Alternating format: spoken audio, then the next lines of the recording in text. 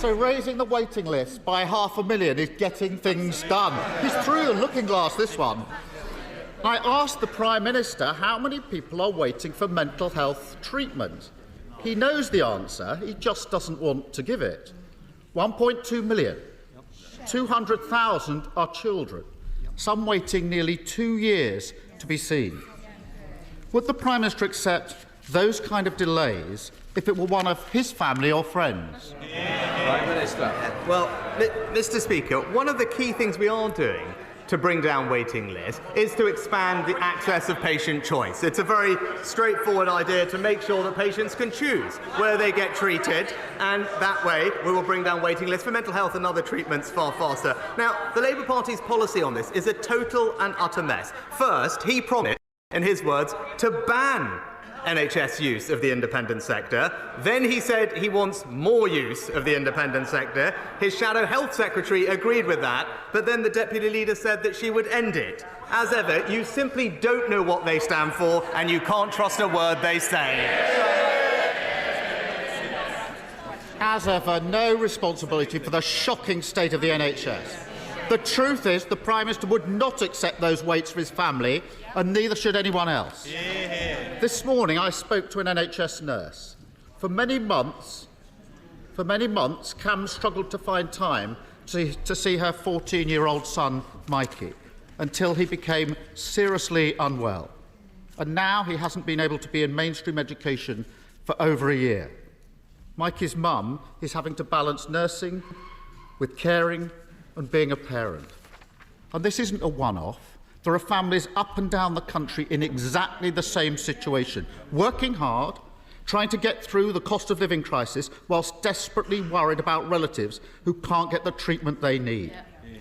How does he think they feel when they see the Prime Minister refusing to take responsibility and boasting that everything is fine?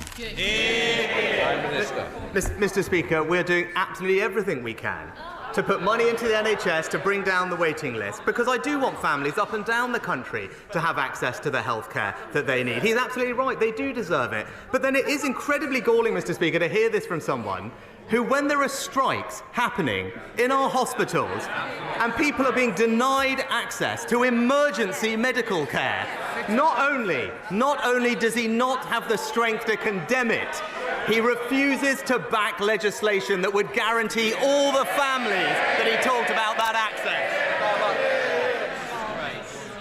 This is on his watch. It's his responsibility. 13 years in, and all he's got to offer is trying to blame the opposition for his failures.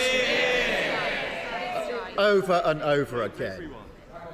Mikey's mum. I'll tell you what Mikey's mum said to me this morning, shall I, if you're so interested to hear. She said, and I'm going to quote her, she said, whatever spin the government puts on it, you can't hide the reality for ordinary working people. That's her words. Worth reflecting on. Yes. Now, I'm glad that in recent years, real progress has been made in tackling the stigma surrounding mental health.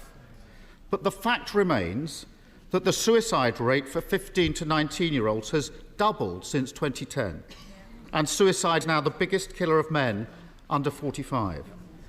And they're not just statistics.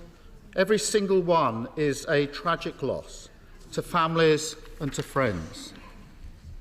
Politics has the ability to turn this around. It means tough choices.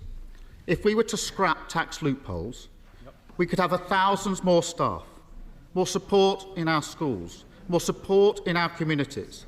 That would allow us to treat patients on time, getting them back to work, back to their families, and, crucially, giving them their lives back. This is about mental health. That's Labour's plan.